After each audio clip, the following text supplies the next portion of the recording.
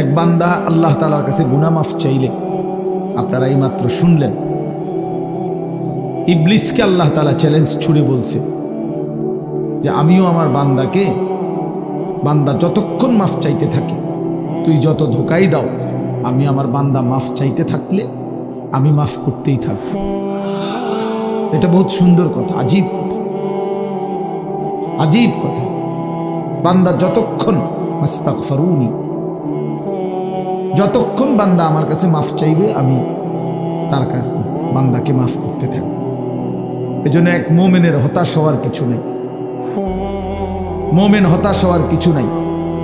ওয়াল্লাযীনা ইযা ফাআলু ফাহিশাতান আও যালামু আনফুসাহুম যাকারুল্লাহ ফাস্তাগফিরু লিযুনুবিহিম ওয়া মান ইয়াগফিরুয যুনুবা ইল্লাল্লাহ ওয়া লাম ইউসিররু আলা মা ফাআলু ওয়া হুম ইয়ালামুন।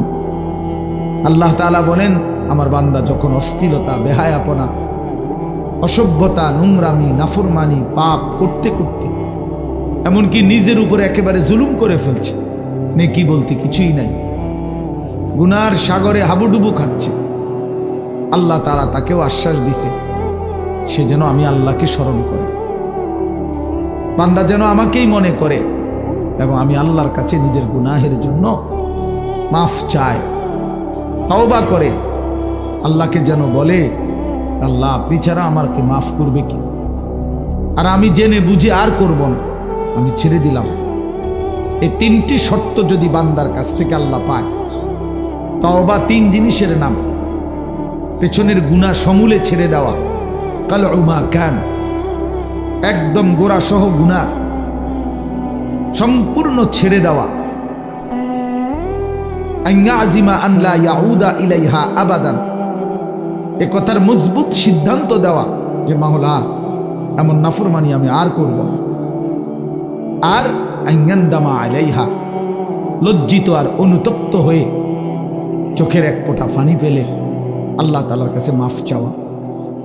বান্দা যদি এই তিন শর্ত পুরা করে, বান্দা যদি বলতে পারে দিল থেকে, আল্লাহ আমি গুনাহ ছেড়ে দিলাম, আর করব না, ওয়াদা দিলাম, আমি লজ্জিত মাওলা, আমি মাফ চাইলাম, আল্লাহর কসম, আল্লাহ বলেন উলাইকা জাযাউহুম মাগফিরাতুম মির রাব্বিহিম, আমিও ওয়াদা দিলাম বান্দা 90 বছরের গুনাহ আমি একসাথে মাফ করে দিলাম।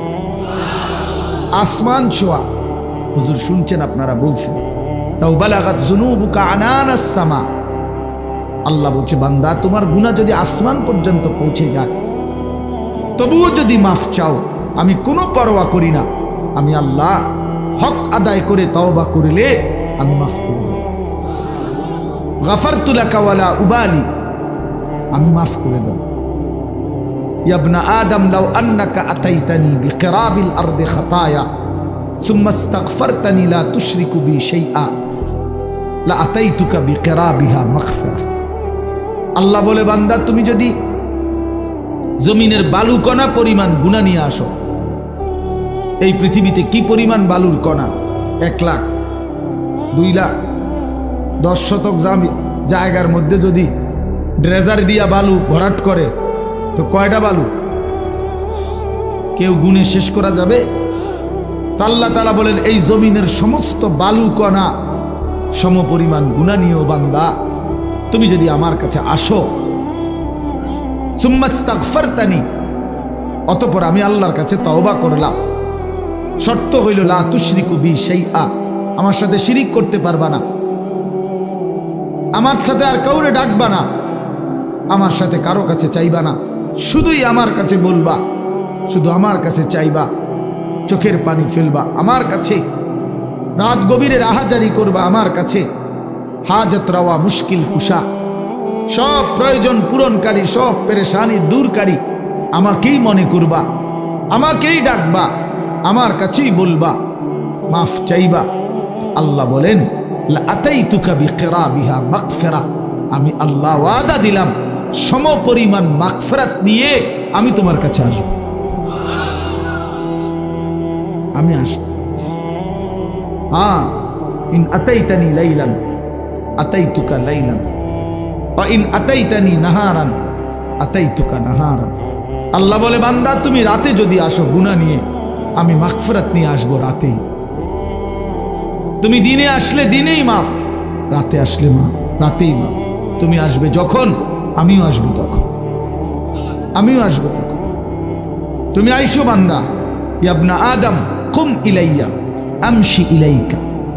আল্লাহ বলে, বান্দা তুমি আমার জন্য দাঁড়াও, আমি তোমার জন্য হাঁটবো।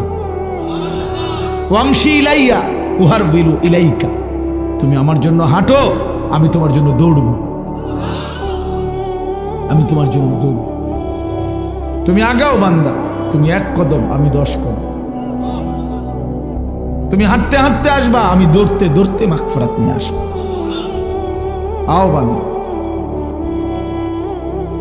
লাল্লাহু আশাদ্দু ফারাহান বিতাওবাতি আবদি।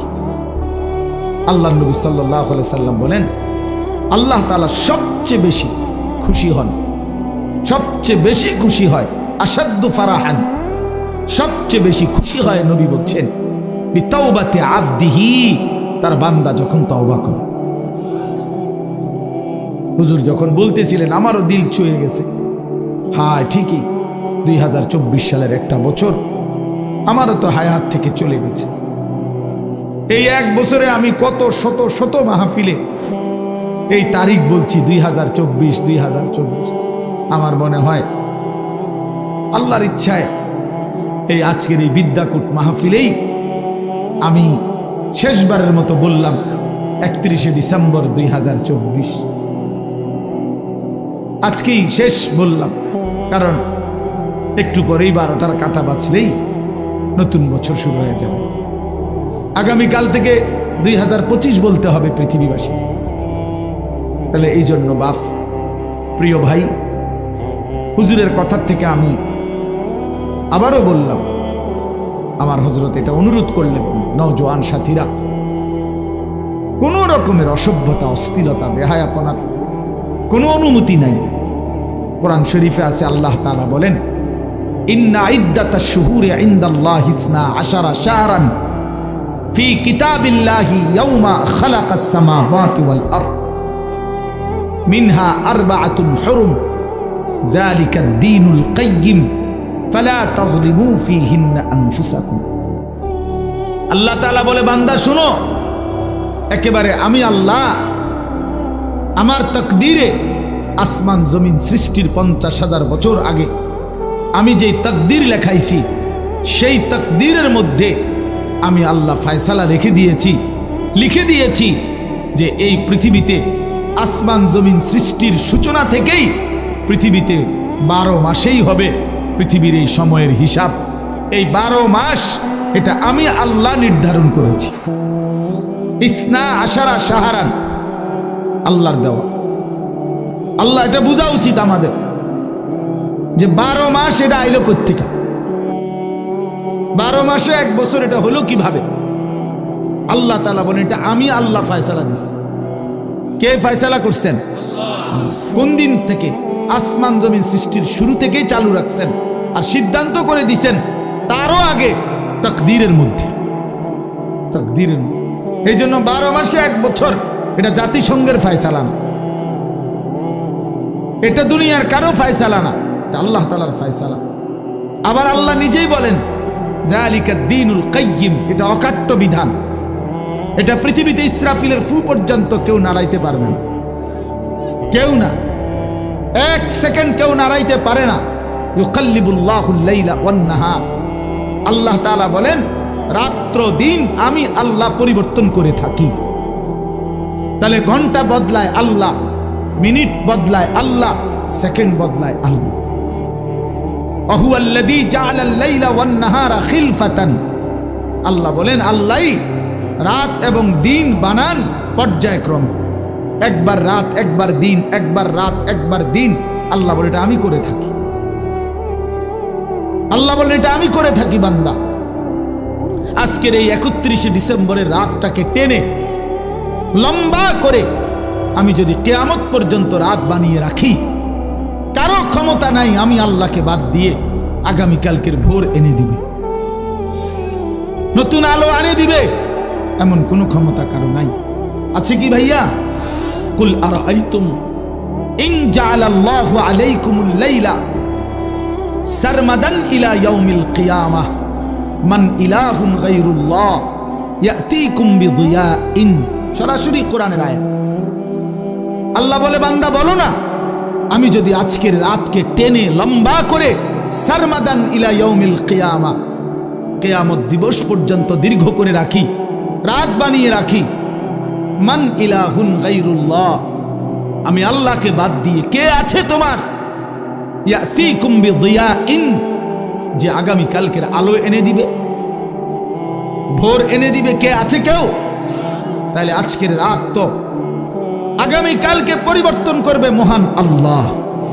তো সেই আল্লাহর নাফরমানি করা, সেই আল্লাহর অবাধ্যতা করা, এটা কিভাবে একজন বিবেকবান, সুস্থ, স্বাভাবিক, কমপক্ষে শেষ এক ফোঁটা ইমানের রক্ত আছে যার শরীরে, এক পবিত্র মায়ের বুকের দুধ খাইছে যেই মুসলমানের বাচ্চা, সে কিভাবে আল্লাহর দেওয়া রাতে, আল্লাহর দেওয়া দিনে, আল্লাহর দেওয়া বছর, আল্লাহর দেওয়া মাস, আল্লাহর দেওয়া প্রতি সেকেন্ডে সে আল্লাহকে বৃদ্ধাঙ্গুলি দেখায়া আল্লাহর নাফরমানির মাধ্যমে কিভাবে উদযাপন করতে পারে? এটা তো কোনো বিবেকবান ইমানদারের কাজ হইতে পারে না, কোনোভাবেই না, কোনোভাবেই না। এই জন্য 31st নাইট হুজুর যেটা বললেন, এটা স্পষ্ট কথা বাপ, এটা আমাদেরও কথা। নওজোয়ান, তুমি প্রতারিত হইও না, মুসলমানের সন্তান তুমি ধোকা খাইও না। 31st নাইট এই বেঈমানরা শুরু করছে, এই কাফেররা শুরু করছে। আল্লাহর কসম, তাদের তুমি নেটে প্রয়োজনে সার্চ দিয়ে দেখো। এই 31st নাইটের মূল বক্তব্য হলো, খ্রিস্টানদের কাছে দুই মুখী একটা মূর্তি আছে, যে এই মূর্তির দুইটা মুখ, সামনে একটা মুখ, পিছনেরটাও একটা মুখ, এই দুই মুখী, দ্বিমুখী একটা মূর্তি। 31শে ডিসেম্বরের শেষ মিনিটে তারা ওই পিছনের মূর্তির মুখের পিছন দিকে দাঁড়াইয়া বলে, হে মহান দেবতা, বিগত 1 বছরের অপরাধ আমরা অনুতপ্ত মার্জনা করো। আর ঘুরে আইসা আবার পরের মিনিটে, নতুন বছরের প্রথম মিনিটে এই সামনের মুখের কাছে আইসা বলে, আগামী 1 বছর হে মহান দেবতা ভালোভাবে রাখো। এই আল্লাহর কসম, এইটা এই দুইমুখী একটি দেবতার কাছে প্রার্থনা করা, এইটাই হলো 31st নাইট। এইটা এরপরে এইটার মধ্যে অসভ্যতার বাকি রং দিছে। এই গান, বাদ্য, নাচ, গান, জিনা, ব্যভিচার, হোটেল, রেস্তোরাঁ, মদের বার, নারী পুরুষের অবাধ মেলামেশা, উলঙ্গপনা, অসভ্যপনা, এগুলো কোনো কুকুর বিড়াল করতে পারে, কোনো জানোয়ার করতে পারে, কোনো ইমানদারের সন্তান করতে পারে না, কোনো মুসলমানের বাচ্চা এটা করতে পারে না, কোনো ইমানদারের সন্তান এটা করতে পারে না। এ তো বেঈমানের আখলাক, এ তো দুশ্চরিত্র, লম্পট। জিনাখোর কখনো পবিত্র হয় না। হারাম সম্পর্ক, বিবাহ বহির্ভূত ছেলে মেয়ের অবৈধ যেই কোনো রকমের সম্পর্ক, এটা তো জিনা, এটা তো ব্যভিচার, ব্যভিচার, ব্যভিচার, ব্যভিচার। এটা অতএব ব্যভিচারিত, ধিক্কৃত, ব্যভিচারিত, ধিক্কৃত কোন জিনাকার, কোন ব্যভিচারী, কোন লম্পট, কোন চরিত্রহীন, সে তো সভ্য, ভদ্র, শিক্ষিত, চরিত্রবান কোনো হতেই পারে না। এই জন্য 31st নাইট যারা উদ্বোধন করে, উদ্বোধনের নাম করে, উদযাপনের নাম করে নাচে, গায়, ফুর্তি করে, এরা অসভ্য, এরা অসভ্য, এরা অসভ্য, এরা চরিত্রহীন, এরা লম্পট, এরা লম্পট, এরা লম্পট ছাড়া কিচ্ছু না।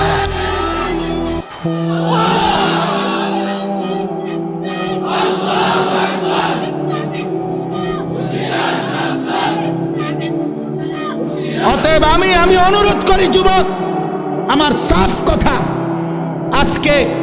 আজকে এই বিদ্যাকুটের 10 দিন ব্যাপী ঐতিহাসিক এই তাফসিরুল কোরআন মাহফিল থেকে আমার সমস্ত বুড়া বাপ যারা আছেন, আপনারা বসা থাকবেন, আপনারা বসেন। ওলামায়ে কেরাম যারা বসা আছেন, আপনারাও বসা থাকেন। কিন্তু কিশোর, তরুণ, নওজোয়ান, তোমরা যারা এখানে আছো, তোমরা সব দাঁড়ায়া এই বয়স্ক এবং ওলামাদের সামনে ওয়াদা দাও যে 31st নাইটে আমরা থুতু মারি, থুতু মারি, থুতু মারি, থুতু মারি। দাঁড়াও যুবক, দাঁড়াও নওজোয়ান, দাঁড়াও জওয়ান, দাঁড়াও ইমানদার।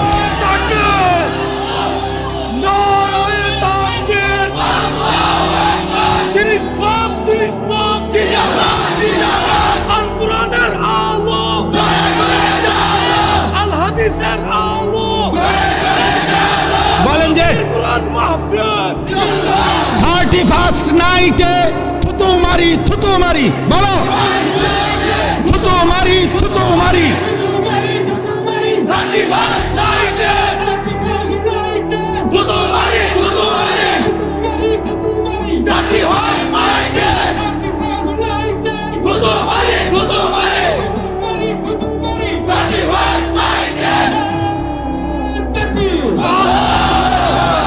মাশাআল্লাহ, বসো নওজোয়ান, বসো।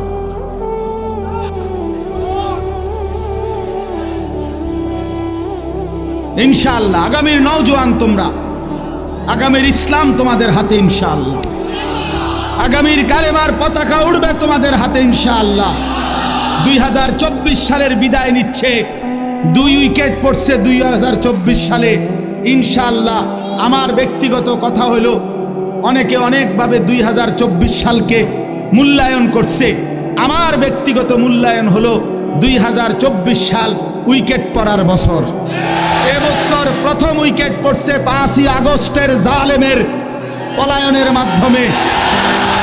এই বছর দ্বিতীয় উইকেট পড়ছে 8ই ডিসেম্বর সিরিয়ার আরেক জালেম বাশার আল আসাদের পতনের মাধ্যমে। অতএব 5ই আগস্টে 1 উইকেট পড়ছে, 8ই ডিসেম্বর আরেক উইকেট পড়ছে। এই জন্য এবছর বোলিং ভালো হয়েছে, কড়া বোলিং হয়েছে। 24 সাল উইকেট পড়ছে ভালো, ইনশাআল্লাহ আগামীতে আরো উইকেট পড়বে। আগামীর উইকেট ইসরায়েলের ওই কুত্তা প্রধানমন্ত্রী নেতানিয়াহুর উইকেট, ইনশাআল্লাহ ওই উইকেটটাও পড়ে যাবে ইনশাআল্লাহ। ফিলিস্তিনের বিজয় হবে ইনশাআল্লাহ, কালেমার বিজয় হবে ইনশাআল্লাহ। এত রক্ত, এত শাহাদাত, এত খুন, মুমিনের এত রক্তের বিনিময় মহান আল্লাহ দেবে। আল্লাহ আছে, এখনো আছে। যে মালিক 5ই আগস্টের জালেমকে পলায়ন করতে বাধ্য করেছে, 8ই ডিসেম্বরের জালেমকে পলায়ন করতে বাধ্য করেছে, সেই মালিক ইসরায়েলের কুত্তাকেও পলায়ন করতে দেবে ইনশাআল্লাহ। গুজরাটের কসাই ইমানদার মুসলমানকে ইন্ডিয়ার জমিনে গুজরাটে হত্যাকারী যেই জালেম, সেই নরেন্দ্র মোদীর উইকেটটাও পড়ে যাবে ইনশাআল্লাহ। ইনশাআল্লাহ মনে রাখো, অচিরেই যুবক মনে রাখো, বাংলাদেশের গলিতে গলিতে, রাস্তার মোড়ে মোড়ে, বাজারে মার্কেটে, জেলা উপজেলা, গ্রামে গঞ্জে মাদ্রাসা গড়ে উঠছে।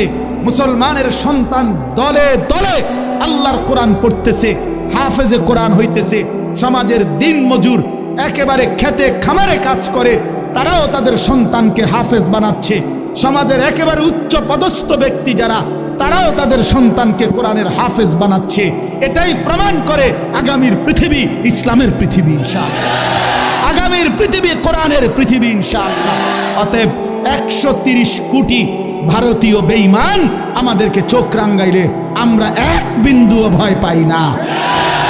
130 কোটি ইন্ডিয়ার বেঈমানকে আমরা গণাত ধরি না, গণায় ধরি না। আমগরে আলু দিবে না, আটা দিবে না, পেঁয়াজ দিবে না। আলু, পাটা, আটা, পেঁয়াজ তার আব্বার। মোদি তোর আব্বার এগুলো বলে। মাশাআল্লাহ, মাশাআল্লাহ। অতএব এটা কারো বাপের না, তাদের আলু, আটা, পেঁয়াজ এগুলো মোদির বাপের বলে, ভারতের আব্বার এগুলো। তোদেরকে বেটা 130 কোটি বেঈমানকে যিনি প্রতিদিন চাল, ডাল, আলু, পেঁয়াজ, ভাত, মাছ খাওয়ায়, তিনি তো আমার আল্লাহ বেটা। আরে আমার আল্লাহ, আমি আজকে যারে এশার নামাজে সেজদা দিছি, তিনি তোরে খাওয়ায়। আমি আজকে যারে মাগরিবে সেজদা দিছি তিনি তোরে খাওয়ায়, আমি আজকে যারে আসরের নামাজে সেজদা দিছি তিনি তোদেরকে খাওয়ায়, আমি যারে জোহরে সেজদা দিছি তিনি তোদেরকে খাওয়ায়, আমি ফজরে যারে সেজদা দিছি তিনি তোদেরকে খাওয়ায়। বেঈমান, আমার আল্লাহ তোরে খাওয়ায়, তুই আমারে ধমক দেস কেন? কথা বলেন না কেন? ওরা আঙ্গ ইমানদারকে ধমক দেয়, মন্ডাসে অঙ্গে কন্যা বেড়া পাগলামি করো। হ্যাঁ, মাটি ছোট হইতে পারে, মাতৃভূমি ছোট হইতে পারে, 56,000 বর্গ মাইলের লাল সবুজের ওই পতাকার মাঝখানের যে লাল, এটা রং না, এটা শহীদের খুন। অতএব রক্তের বিনিময়ে আজাদি, খুনের বিনিময়ে স্বাধীনতা। কি তামাশা! এদেশ, এই জাতি, এই মাতৃভূমির সন্তানরা যে রক্ত দিতে জানে, এটা তো আমাদের মানচিত্রেই আছে, আছে না? আমাদের এই লাল সবুজের পতাকার লাল, এটা তো শহীদের খুন। অতএব কোনো পরোয়া করার কিছু, ইনশাআল্লাহ যুবক মনে রাখো। আরে আনিস কোনোদিন হয়তো থাকবে না, মাওলানা মিজান থাকবে না, ওলামায়ে কেরাম আমরা হয়তো থাকবো না, কিন্তু আগামীর পৃথিবী দেখবে ইনশাআল্লাহ দিল্লির লাল কেল্লাতে কালেমার পতাকা উড়বে ইনশাআল্লাহ। ইনশাআল্লাহ মনে রাখো, ইনশাআল্লাহ কোনো অসুবিধা নেই। আমরা শহীদ হইলে কোনো সমস্যা নাই। বাংলাদেশে কোনো ষড়যন্ত্র বাস্তবায়ন হবে না। ইসকনের গুন্ডা সন্ত্রাসীদের ষড়যন্ত্র বাংলাদেশে বাস্তবায়ন হবে না। সাদের গুন্ডা, সাদের সন্ত্রাসী এই বাহিনীর দ্বারাও এদেশে দাওয়াত তাবলীগের মধ্যে যারা, যেই গুন্ডারা ঢুকছে, যেই গুন্ডারা সাদের নাম ধরে, ওই ভণ্ড প্রতারক মুনাফিক, তার গুন্ডা সন্ত্রাসীরাও এদেশে টিকবে না ইনশাআল্লাহ। দিল্লির সাদ জানে না এটা বাংলাদেশ, এটা বাংলাদেশ, এটা দিল্লি না, সে জানে না এটা। অতএব এদেশের লক্ষ লক্ষ ওলামায়ে কেরাম, তাওহীদি জনতা, ইমানদারের কলিজায় খুন দিয়েছে। টঙ্গীর বিশ্ব ইজতেমার পবিত্র জমিনকে রক্তে ভাসাইছে যারা, ওরা গুন্ডা, ওরা সন্ত্রাসী, সাদ ভণ্ড। বলো সাদ ভণ্ড, সাদ ভণ্ড, সাদ ভণ্ড। অতএব সাদের কোনো কার্যক্রম, তার অনুসারীদের কোনো কার্যক্রম বাংলাদেশে হতে দেওয়া হবে না।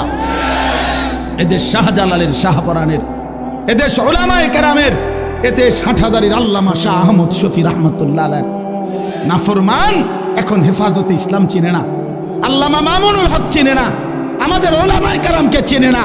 মামুনুল হক তার বাপ মামুনুল হককে চিনে না, হেফাজতে ইসলামকে চিনে না।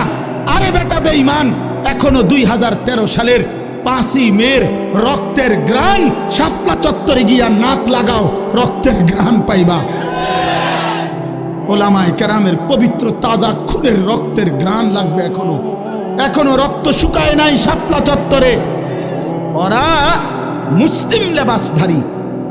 আরে কোনো কাফেরে মারলে মুসলমান মেনে নিতাম, যে নেতানিয়াহু মারছে, মুদিয়ে মারছে, ট্রাম্পে মারছে, মনটারে বুঝাইতাম। মুসলিম পরিচয়ধারী সারা দিন মিয়া, সারাটা দিন ইজতেমার মাঠে কাজ করছে যেই মানুষগুলো, এই লক্ষ লক্ষ সারা পৃথিবীর ইমানদারদের জন্য মাঠ তৈরি করে 5 ওয়াক্ত নামাজ পড়ে রাত্রি গভীরে যে মানুষগুলো একটু ঘুমাইছে, ঘুমন্ত ইমানদার মুসলমানকে মুসলিম পরিচয়ধারী কোনো ব্যক্তি কিভাবে হত্যা করতে, কিভাবে রক্ত ঝরাইতে? আরে সাদ তুই কি করলি? ওয়াসিফ তুই কি করলি? করলি কি? কি করলি তুই? ইমানদারের রক্ত ঝরাইলি কেমনে? মুসলমানের রক্ত ঝরাইলা কেমনে? যে হাফেজ সাহেব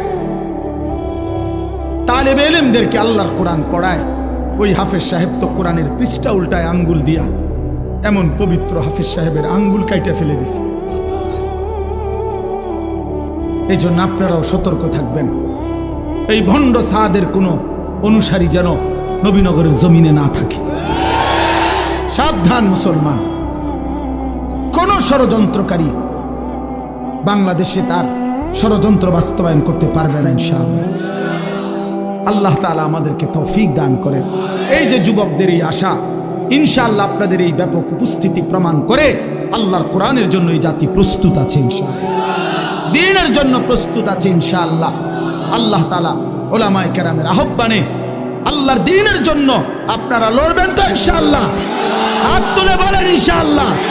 লড়বেন তো ইনশাআল্লাহ? উলামায়ে কেরামের তত্ত্বাবধানে থাকবেন তো ইনশাআল্লাহ?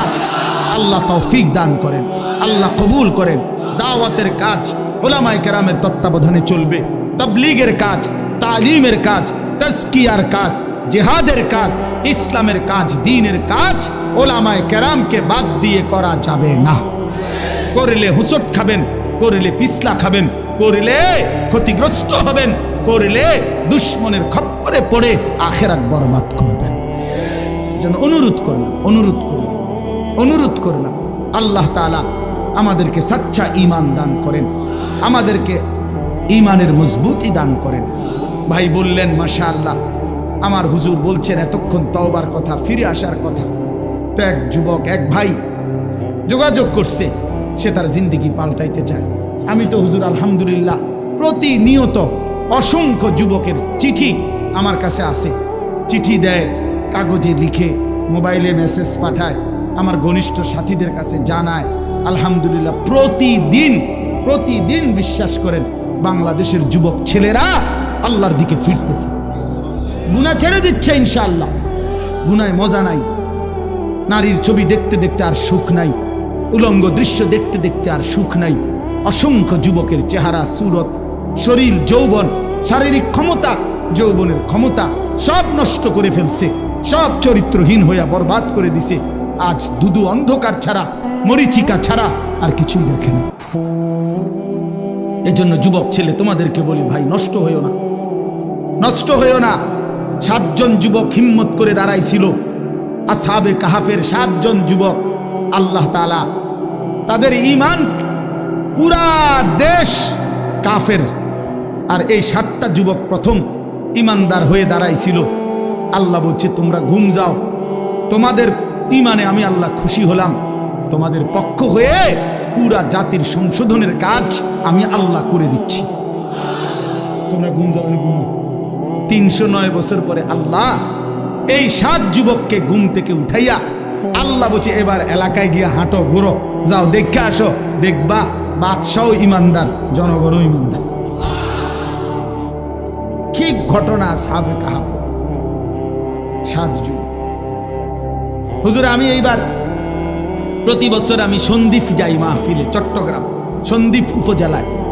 এই সন্দ্বীপে বঙ্গোপসাগর পার হইয়া যাইতে হয় স্পিড বোটে, অনেক মানে ভয়ের এই জায়গাটা পার হওয়া অনেক দূর।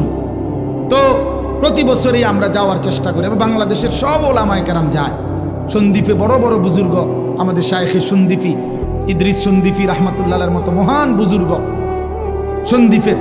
তো এই বছর গত বছর 2023 সালের অক্টোবর নভেম্বর মাসে এই একটা কারগুজারি শুনেন। অক্টোবর নভেম্বর মাসে 4টা কলেজের ছেলে, ওরা আপনার প্রতিদিন ফজরের নামাজ জামাতে পড়ে, তো পইরা সাগরের পারে হাঁটে। একদিন তারা গত বছর নিজেদের মধ্যে বলতেছে, যাচ্ছা আমরা যে প্রতিদিন ফজর পড়ি, হাঁটি, তো আমরা একটা কাজ করি, চলো না হাইটা আমরা এই সকাল টাইমটা আমাদের বন্ধুদেরকে ফজরের নামাজের জন্য উঠাই, ফজর ক্যাম্পেইন, ফজরের জন্য গণসংযোগ করি, চলো। এই কথা নিয়ত করে 4 বন্ধু কি করবে, কার কাছে যাবে, একটা খসড়া পরিকল্পনার জন্য একটা কাগজ খুঁজছে, আর এই যে লেখি আমরা লোক, কখনই অন কাগজ নাই তাদের, এই মুহূর্তের লগে সাথে কাগজ ছিল না। তো এই ছেলেটা বলতেছে, কয় হুজুর সিগারেটের একটা প্যাকেট সাগরের পার থেকে খুঁজে নিছি, নিয়ে সিগারেটের প্যাকেটের ওই ভিতরের অংশটা সাদা না, এইটা বইয়ে লিখছি, লেখা ঠিক করে আমরা কোথায় কোথায় যাব, কেমনে কেমনে করব, এই শুরু করলাম কাজ, ফজর ক্যাম্পেইন, মানে ফজরের জন্য গণসংযোগ করা।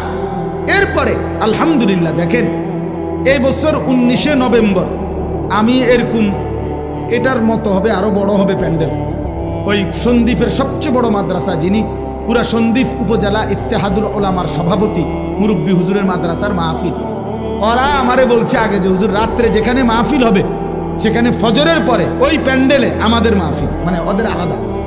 ঠিক আছে, আমি যেহেতু রাতে থাকবো, তোমাকে ফজরের পরে অসুবিধা নাই, আমি আসি। সকালবেলা ফজরের নামাজের পরে এরা আসতে শুরু করছে পোলাপাই। মনে আধা ঘন্টার ভিতরে পুরাটা মাঠ পূর্ণ হয়ে গেছে, সব কিশোর তরুণ যুবক। আল্লাহর কসম, দাঁড়াইয়া ওরা, এই ছেলে বলতেছে, হুজুর আমাদের এই 1 বছরের মেহনতে আমরা এই 4-5 জন যুবক শুরু করছিলাম ফজরের জন্য ডাকা। আল্লাহর দয়া 1 বছরে 4,500 ছেলে লিস্টি করা আমাদের প্রতিদিন ফজরের নামাজ জামাতে। কি করতে পারে যুবক?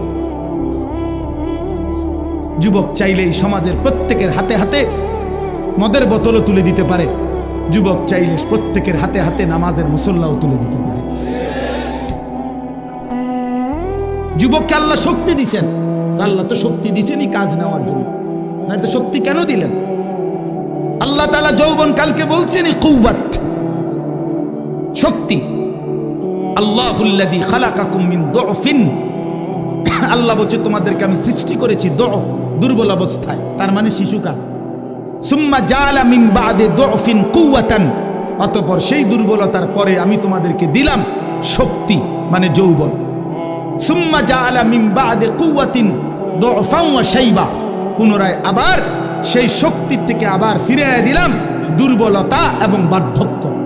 তাহলে বোঝা গেল শিশুকালও দুর্বল, বৃদ্ধকালও দুর্বল, তাহলে শক্তি কখন? আল্লাহ কোরআনে বলছে। এই জন্য অনেক নওজোয়ান, আমি তোমাদের জন্য দিল থেকে দোয়া করি বন্ধু, রাত এই গভীরে আমরা প্রত্যেকেই এই 10 দিন ব্যাপী ঐতিহাসিক এই তাফসিরুল কোরআন মাহফিলে তোমরা নিজেকে পরিবর্তনের সিদ্ধান্ত নাও। ঠকবা না ইনশাআল্লাহ। আল্লাহকে সেজদা দিয়ে কেউ ঠকে না, প্রিয় নবী সাল্লাল্লাহু আলাইহি সাল্লামকে অনুসরণ করে কেউ ঠকে না। আল্লাহ তাকে দামি বানায় দুনিয়াতেও আখিরাতেও। আখিরাতেও কোনো পাপী, কোনো চরিত্রহীন, কোনো লম্পট, কোনো দুশ্চরিত্র বন্ধু সে মানুষের কাছে ঘৃণিত হয়, ঘৃণিত হয়। তোমরা যারা 5 ওয়াক্ত নামাজ পড়ো না, তোমরা লজ্জিত ঘৃণিতই হবা ভাইয়া। আল্লাহ তাআলা আমাদের সন্তানদেরকে বুঝার তৌফিক দান করেন। আমি শুধু আয়াত পড়ছি, অল্প একটু বলি, তাইলেই আমার কথা শেষ। এই কোরআনুল কারীমের এই সূরার তরজমাটুকু বলি। 30 নম্বর পারা একটা ছোট্ট সূরা আমি পড়ছিলাম, 94 নম্বর সূরা। এটা আমার বলার উদ্দেশ্য আছে, এই পড়ার উদ্দেশ্যটা হইল এটার মধ্যে আমাদের প্রিয় নবী সাল্লাল্লাহু আলাইহি সাল্লামকে সরাসরি আল্লাহ তাআলা সম্বোধন করে নবীজি সাল্লাল্লাহু আলাইহি সাল্লামকে কিছু কথা বলেছেন এবং নবীজির মর্যাদা, সান্ত্বনা, ইজ্জত, আজমত আল্লাহ তাআলা তুলে ধরেছেন। এখানের মূল বিষয়টা হইল প্রিয় নবী সাল্লাল্লাহু আলাইহি সাল্লাম 40 বছর বয়সে তিনি যখন ইসলাম প্রচারের দায়িত্ব পেলেন, আল্লাহ বললেন মানুষকে আল্লাহর দিকে ফিরাবার, তখন 1টা মিনিট শুধু চিন্তা করেন যে নবীজি সাল্লাল্লাহু আলাইহি সাল্লাম 1টা মিনিট ভাবেন শুধু 40 বছর বয়সে আল্লাহ পাক যখন ওনাকে দায়িত্ব দিলেন তখন তিনি কোন সমাজে দাঁড়াইলেন। 1 নম্বর কথা হলো আল্লাহ তাআলা তাকে যেই জিম্মাদারি দিলেন, এই দায়িত্ব পালনের জন্য এই মুহূর্তে তার সাথে একজন সহযোগিতাকারী কেউ নাই। প্রথম দিন কল্পনা করেন যে কেউ নাই, উনি একাই। আচ্ছা, 2 নাম্বার, সমাজের ডান দিক থেকে বাম দিকে, উত্তর দিক থেকে পূর্ব, দক্ষিণ দিকে, পূর্ব থেকে পশ্চিম দিকে, অর্থাৎ এই সমাজের নবীর সমাজটা একটা জায়গায় তাকাইলে কোথাও কোনো আলো নাই, কোথাও কি নাই, মানে এই আলো না। ইনসানিয়াত, মনুষ্যত্ব বলতে, মানবতা বলতে কিচ্ছু নেই। আল্লাহ চেনে না, আখিরাত চেনে না, ইবাদত বুঝে না, মৃত্যু কি জানে না, কবর কি বুঝে না, আখিরাত বলতে কিছুই জানে না। পৃথিবীর সমস্ত অপরাধ এক কথায় যা হইতে পারে তার সব কিছু তারা তখন করতেছে, ঠিক কি না? চুরি, ডাকাতি, জিনা, ব্যভিচার, মদ, জুয়া, সুদ, ঘুষ, ধর্ষণ, নির্যাতন, লুণ্ঠন, ছিনতাই, রাহাজানি, মূর্তি পূজা, শিরিক, কুফর, সব কিছু 16 আনা। এখন এই অবস্থায় একটি গোটা পৃথিবীর মানুষকে সংশোধনের জন্য একজন রাসূলকে দায়িত্ব দেওয়া হইল, উনি যদি 1 মিনিট চিন্তা করে, হায় আল্লাহ কোন দিক দিয়ে শুরু করবো, কেমনে শুরু করবো, বুঝামু কেমনে, কারে কমু কিতা, যে এই পরিমাণ সদর বদর নিবাইল করবো কেমনে, ঠিক না কথাটা? চিন্তা করলে কি পরিমাণ অন্ধকার। আমরা ইতিহাসের বইতে বলছি যে 3W ছিল আরবের মানুষদের নিত্যদিনের অভ্যাস। 3টা W, ইংরেজি W আর কি, একটা অক্ষর আছে না ইংরেজিতে, একটা হলো ওয়ার মানে যুদ্ধ, মারামারি, 2 ওমেন নারী, 3 ওয়াইন মানে মদ। যুদ্ধ, নারী, মদ, এই 3 জিনিস ছিল তাদের নিত্যদিনের কাজ। মারামারি, হানাহানি, মদের আড্ডা, জুয়ার আড্ডা, নারীর আড্ডা, এই ছিল জীবন। আপনি আশ্চর্য হবেন, আমি নিজে পড়ছি, এবং হুজুর মাজা খাসিরাল আলাম বিইনহিতাতিল মুসলিমিন যে বইটা, মুসলিম উম্মার পতনে বিশ্বের কি ক্ষতি হলো, সৈয়দ আবুল হাসান আলী নদভী রাহমাতুল্লাহ লিখিত সেই পৃথিবী বিখ্যাত বই, ওলামায়ে কেরামের অক্ষরে অক্ষরে বর্তমান যুগ চাহিদা অনুপাতে আমি নওজোয়ান আলেম যারা আছেন আপনাদেরকে অনুরোধ করলাম এই বইটা পড়েন, একেবারে লাইনে লাইনে পড়েন। আল্লামা আবু তাহের মিসবাহ দামাত বারাকাতুহুম আদিব সাহেব হুজুর অনুবাদ করছে, এটা পড়েন, ফায়দা হবে। 1450 বছরের ইতিহাস বুঝবেন। তো ওইখানে আছে যে এই জাহিলি সমাজে একটি মতবাদ ছিল, একজন ধর্মগুরু ঘোষণা দিছিল তখনকার সময়ে নবীজির আগমনের পূর্বে 3 জিনিসে কারো কোনো একক মালিকানা নাই, সবার সমান মালিকানা। 3টা জিনিসের মধ্যে, 1 আগুন, আগুন সবার মালিকানা, 2 পানি, 3 নারী। নাউযুবিল্লাহ, কথা বুঝেন নাই? আগুন, পানি, নারী, কারো একক অধিকার নাই। নারী যেখানেই থাকুক, যার কার এটা কোনো কথা নাই, যার যেখানে ইচ্ছা উপভোগ করবে, তার কোনো ব্যক্তি স্বাধীনতা, ব্যক্তি পরিচয় বলতে কিছু নেই। এত জঘন্য ছিল সমাজ, এত নিকৃষ্ট ছিল সমাজ। সেই সমাজটাকে পরিবর্তন করার জন্য আল্লাহ তাআলা নবী সাল্লাল্লাহু আলাইহি সাল্লামকে বলছেন। আপনি চিন্তা করে দেখেন কত বড় ভারী দায়িত্ব।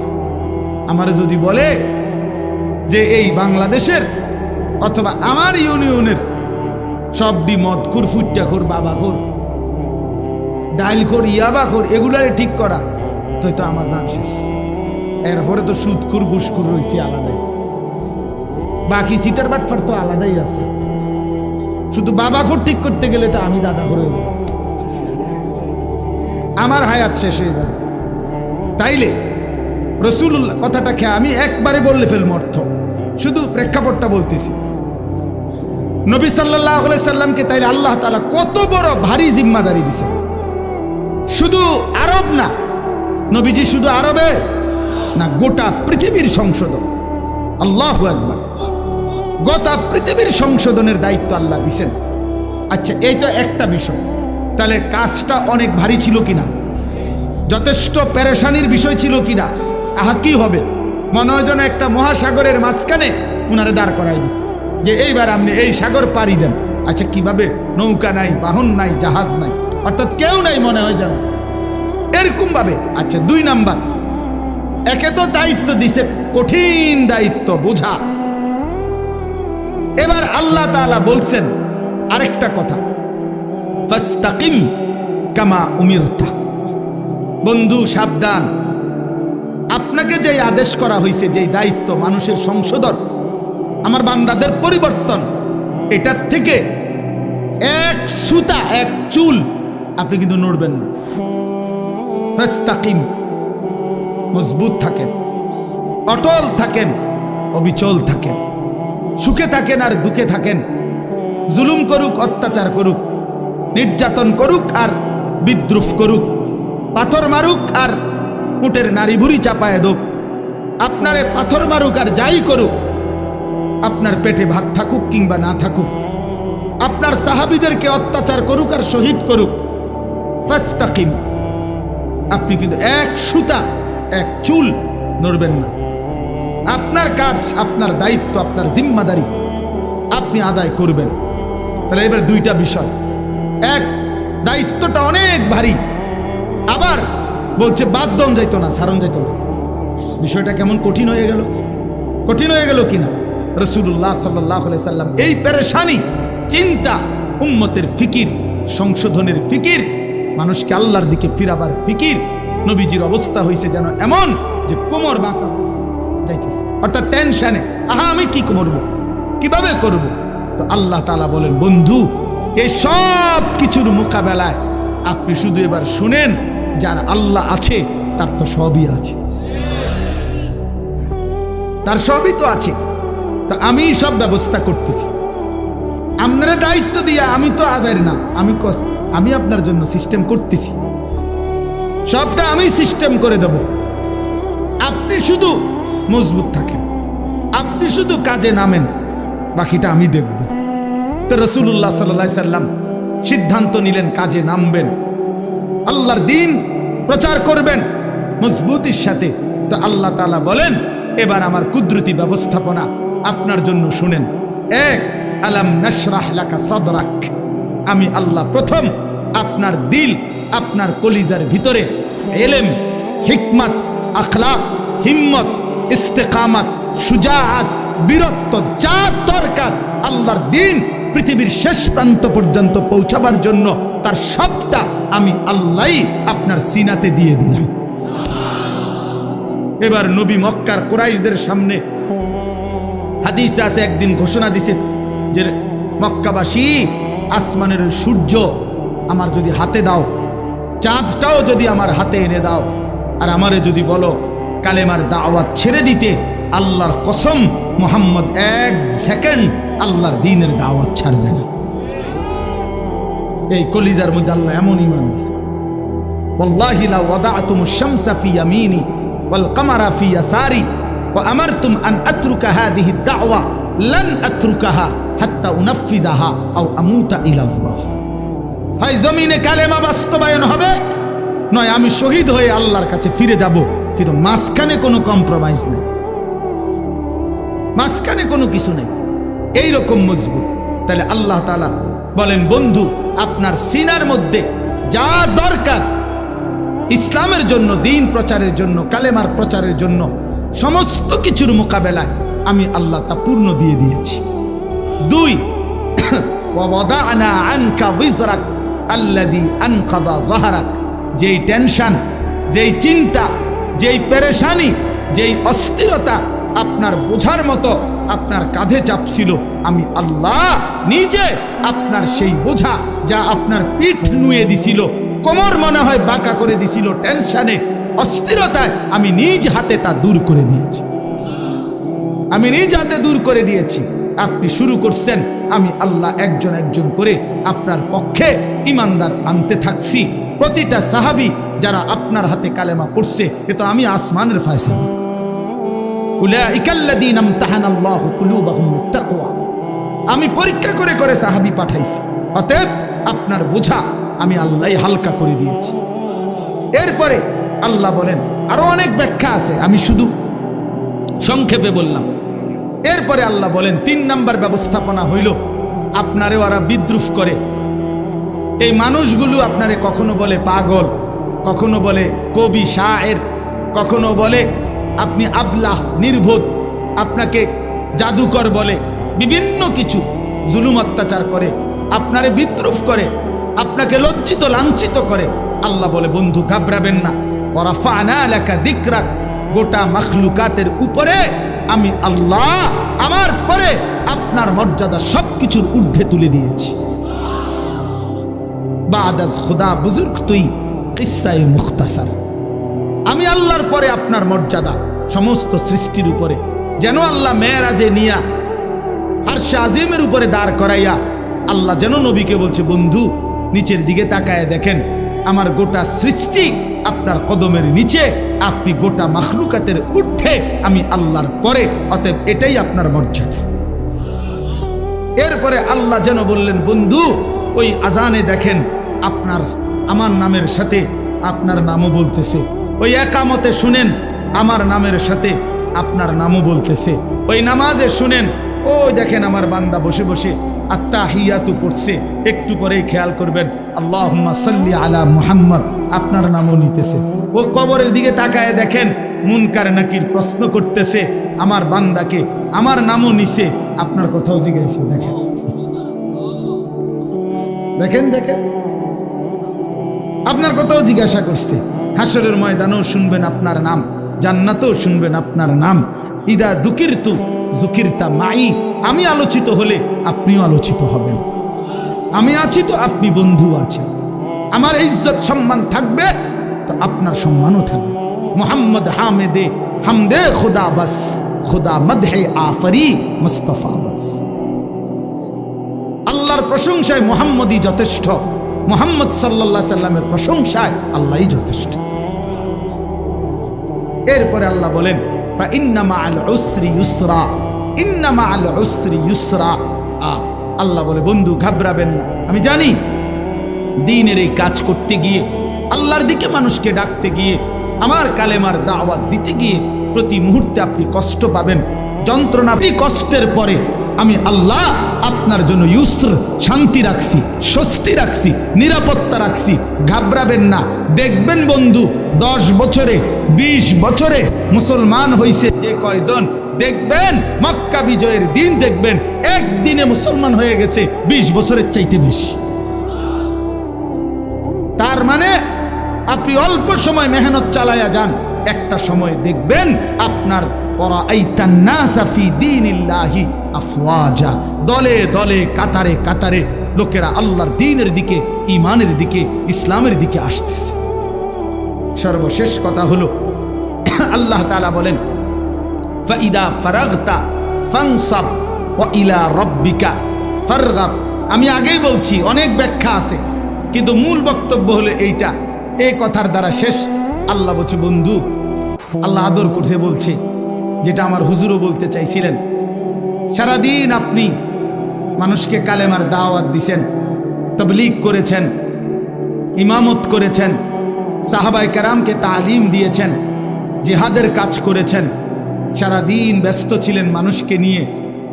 আপনার পক্ষেও কেউ ছিল, আপনার বিরুদ্ধেও বহুজনের ষড়যন্ত্র ছিল। সারাদিনের এই পেরেশানি অস্থিরতা শেষ করে আপনি যখন রাত্রিবেলা অবসর হবেন, তো রাত গভীরে আমার কাছে আইসেন, আমার কাছে আইসেন বন্ধু। একাকী তাহাজ্জুদের সেজদায়, তাহাজ্জুদের মুসল্লায় আইসেন। আমি আপনার আদর করে হাত বুলায়া সারাদিনের ক্লান্তি মুছে দেব। ইদা ফারাগতা ফানসাব ওয়া ইলা রাব্বিকা ফারগাব। রাত গভীরে আইসেন আমার কাছে, আমি আদর করে দেব, আমি ধুয়ে মুছে আপনার ক্লান্তি দূর করে দেব, আমি আপনারে সোহাগ করব। আমি বন্ধু আপনার ইজ্জত, মর্যাদা, সম্মান, সান্ত্বনা আপনাকে দিতেই থাকব। ওয়ালাকাদ না'লামু আন্নাকা ইয়াযীকু সাদরুকা বিমা ইয়াকুলুন ফাসাব্বিহ বিহামদি রাব্বিকা ওয়া কুম মিনাস সাজিদিন। আল্লাহ বলে বন্ধু জানি আমি লোকেদের মন্দ কথা শুনে আপনার মনটার মধ্যে কষ্ট লাগে, তবে যখনই আপনার মনে কষ্ট লাগে আপনি আমার তাসবিহ পড়েন, আমারে সেজদা দিয়েন, আমি আল্লাহ আপনার দিল শান্ত করে দেব। এজন্য রাত গভীরে আবারও ওই কথা আমার হুজুর বলছেন আপনাদের কাছে, শেষ রাত্রের আমল, শেষ রাত্রের কান্না, শেষ রাত্রের রোনা জারি বান্দাকে যেন আল্লাহ তাআলা একান্তই নিজের করে নেয়। নিজের আল্লাহ যেন বলে বান্দা তুমি একদমই একা, আমি আল্লাহ তোমার সামনে। বলো বান্দা তোমার যা কিছু মনের যত কষ্ট, দুঃখ, বেদনা, যা চাওয়া রাতের অন্ধকারে আমাকে বলো, আমি সব দেব, সব দেব, সব।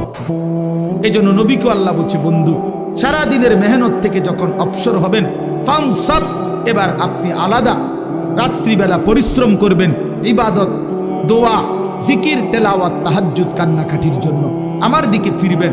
আমি আল্লাহ আপনার সমস্ত ক্লান্তি, পেরেশানি, দুঃখ দূর করে দেব।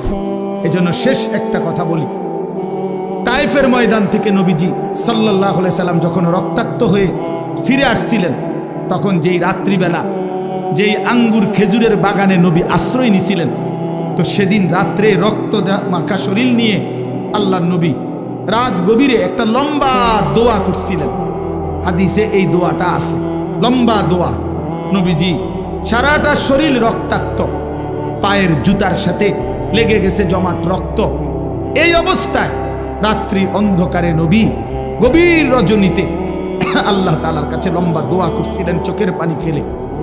ওইখানে একটা কথা নবীজি সাল্লাল্লাহু আলাইহি সাল্লাম বলছিলেন যে আল্লাহ, আপনি আমারে ইলা মান তাকিলনি, এই মাওলা আপনি আমারে কার কাছে পাঠাইলেন? কার কাছে পাঠাইলেন? ইলা বাঈদিন ইয়াতাজাহামুনি, আপনি বুঝি আমারে এমন দূরের অপরিচিত মানুষের কাছে পাঠাইলেন যারা আমি তাদেরকে আপনার দিকে ডাকলাম, তারা আমারে এভাবে পাথর মারলো। কোন নবীকে বুঝি মানুষ এভাবে মারে? কল্যাণকামীকে মানুষ বুঝি এভাবে মারে? আম ইলা আদুবিন মাল্লাকতাহু আমরি, নাকি আপনি আমার এমন কোন দুশমনের কাছে পাঠাইলেন যার উপরে আমার কোনো ক্ষমতাই ছিল না? আপনি আমারে কার কাছে পাঠাইলেন? কিন্তু এই মনের আবেগ এগুলো বইলা এই একটা কথা হুজুর বলছে নবীজি, এটাই আমাদের শেষ কথা। আমার নবীজি তখন বলছে, আল্লাহ যা বলছি তা তো মনের কষ্টে বলছি, কিন্তু শেষ কথা হলো মাওলা ইন লাম তাকুন আলাইয়া গাদাবুন ফালা উবালি, শুধু রাত গভীরে বলেন আপনি যদি আমার উপরে নারাজ না হন, আপনি যদি আমার উপরে রাগ না করেন, আপনি যদি খুশি থাকেন, ফালা উবালি, আমি কোনো পরোয়া করি না, আমি কোনো পরোয়া করি না। এই পাথরের আঘাত সয়ে গেলাম, শুধু আপনি বলেন আপনি আমার উপরে রাজি কিনা।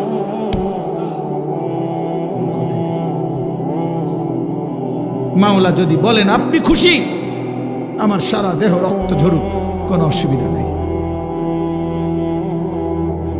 এজন্য সাদ তুমি ভালো করো নাই, তুমি তোমার গুন্ডা সন্ত্রাসী দিয়ে ইমানদারের রক্ত ঝরিয়েছ। এটা তুমি জানো না? রক্ত ঝরানো, শহীদের খুন ঝরা, এ তো রাসূলুল্লাহ সাল্লাল্লাহু আলাইহি সাল্লামের দেহ মোবারক থেকে ঝরেছে। যদি মুমিনের উপরে আল্লাহ রাজি হয়, উলামায়ে কেরাম আজকে নতুন করে একদিন দুই দিন না, রাসূলুল্লাহ সাল্লাল্লাহু আলাইহি সাল্লাম যে ওয়ারাসাত উত্তরাধিকার উম্মতের উলামায়ে কেরামকে দিয়ে গেছে, 1450 বছরের উম্মতের উলামায়ে কেরাম আপনাদের পাহারাদার। আপনারা শুনতে চাইলেও আমরা বলবো, আপনারা শুনতে না চাইলেও আমরা বলবো। যেখানেই অন্যায়, যেখানেই কুফর, যেখানেই শিরক, যেখানেই বিদআত, যেখানেই গোমরাহি, সেখানেই উলামায়ে কেরামের প্রতিবাদ। এটা চলতেই থাকবে, এটা চলতেই থাকবে, এটা চলতেই থাকবে, এটা চলতেই থাকবে। এই জন্য যুগ যুগ ধরে উলামায়ে কেরাম আপনাদের ঈমান আমলের পাহারাদারি করে, পাহারাদারি করে। ইমাম মুহাম্মদ রাহমাতুল্লাহ আলাইহি সারা রাত ঘুমাইতেন না, আমরা কিতাবে নিজে পড়ছি। ইমাম আবু হানিফার ছাত্র ইমাম মুহাম্মদ সারা রাত ঘুমাইতেন না, মাসআলা লিখতেন, ফতোয়া লিখতেন। তো উনারে জিগাইতো, হযরত আপনি ঘুমান না কেন? উনি বলতো, জানো এই দেশবাসী আমার মতো এক মুহাম্মদ ছোট্ট, তার উপরে ভরসা করে তারা ঘুমায়। তারা ভাবে মুহাম্মদ জেগে আছে, সে আমাদের জন্য শরীয়তের মাসআলা গবেষণা করতেছে, আমাদের যা জরুরত আমরা তা তার কাছে জিজ্ঞাসা করে নেব। এই আশায় সাধারণ জনগণ আরামসে ঘুমায়। যে মানুষ আমাদের উপরে ভরসা করে ঘুমায়, আমি কেমনে ঘুমাই তাদের এত বড় দায়িত্ব নেই। কাইফা আনামু ওয়ান নাসু ইয়ানামুনা তাওয়াক্কুলান আলাইনা, এই আরবি আবার। আমি কিভাবে ঘুমাবো অথচ মানুষ তো আমার উপরে আস্থা রেখে, মুহাম্মদ জেগে আছে, সে লিখতেছে, সে মাসআলা লিখতেছে। আল্লাহ তাআলা আপনাদের সবাইকে কবুল করে নেন। আজকের এই তাফসীর মাহফিলে আল্লাহ তাআলা আপনাদেরকে ভরপুর বরকত দান করেন। কোরআনের সাথে থাকবেন তো ইনশাআল্লাহ, আল্লাহর দ্বীনের উপরে থাকবেন তো ইনশাআল্লাহ, উলামায়ে কেরামের সাথে থাকবেন তো ইনশাআল্লাহ। আল্লাহ তাআলা আপনাদেরকে কবুল করেন, তৌফিক দান করেন। 10 দিন ব্যাপী তাফসীরুল কোরআন মাহফিলের সমস্ত আলোচনা আল্লাহর কোরআনের নূর আমাদের দিলের মধ্যে আল্লাহ জ্বালায়া দেন। আমিন। সুবহানাল্লাহি ওয়া বিহামদিহি। আল্লাহর জন্যই জমা হওয়ার তৌফিক দান করেছেন, এজন্য আমরা সকলেই বলি আলহামদুলিল্লাহ। মুআজ্জাজ মুহতারাম হাজিরিন, এতক্ষণ পর্যন্ত যিনি নসিহত পেশ করেছেন তিনি আমার সরাসরি উস্তাদ। আপনারা শুনছেন হুজুরের কাছে। ছোটবেলায় দারুল আরকাম মাদ্রাসা যখন প্রথম যে বছর শুরু হয়েছে, আমি সেই বছরেরই ছাত্র। একদম প্রথম বেস আমাদেরকে দিয়েই হুজুর মাদ্রাসা, মেড্ডা পীর বাড়ি হুজুরের পুরান বাড়ি ছিল, ওই বাড়ির পাশে একটা মসজিদ ছিল। মসজিদে আমাদেরও ওস্তাদ মৌলানা উসমান গনি সাহেব, ওনার বাড়ি হলো বেড়তলা, আমরা বেড়তলার হুজুর বলতাম। উনি ছিলেন ওই মসজিদের ইমাম। ওই মসজিদের ইমাম সাহেবের একটা ছোট কামরা হুজরা ছিল, মক্তবের মতো। ওই ঘরেই প্রথম এই দারুল আরকাম মাদ্রাসার পড়ালেখার কার্যক্রম শুরু হয়েছে। আমি ওই কামরার ছাত্র। আলহামদুলিল্লাহ। এরপরে আমরা এক বছর পরে ঘাটুরা 1 নম্বর গ্যাস ফিল্ডের পাশে, একদম গ্যাস ফিল্ডের সাথেই লাগা একটা বাড়ি হুজুর ভাড়া করছিলেন।